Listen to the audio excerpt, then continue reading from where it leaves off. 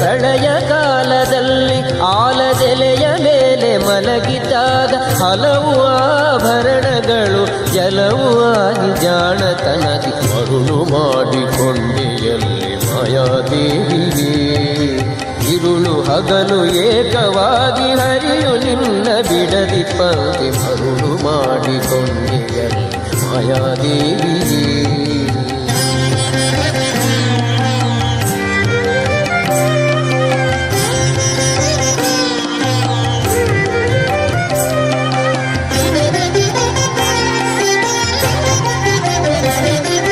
ಸರ್ವಸಂಗ ಬಿಟ್ಟು ಸನ್ಯಾಸಿಯಾದ ಕಾಲಕ್ಕೂ ಸರ್ವಸಂಗ ಬಿಟ್ಟು ಸನ್ಯಾಸಿಯಾದ ಕಾಲಕ್ಕೂ ಸರ್ವದ ತನ್ನೆದೆಯ ಮೇಲೆ ಬಿಡದೆ ನಿನ್ನ ಧರಿಸಿ ಪಂಕ್ತಿ ಮರುಳು ಮಾಡಿಕೊಂಡೆಯಲ್ಲೇ ಮಾಯಾದೇವಿಯೇ.